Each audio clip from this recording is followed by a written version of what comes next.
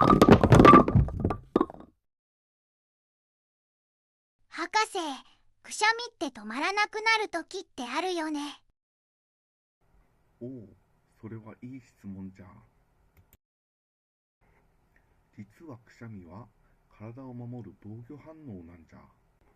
鼻にホコリやウイルスが入ると体が外に出そうとする。その時脳がくしゃみしろと命令するんじゃ。脳なの？そうじゃ。くしゃみのスピードは時速 160km。 はや。だからくしゃみを無理に止めると耳に負担がかかることがあるんじじゃあ止めない方がいいんだ。ゃ。くしゃみは体を守るための反応。つまり体の大事な掃除機なんじゃ。鼻掃除機だ。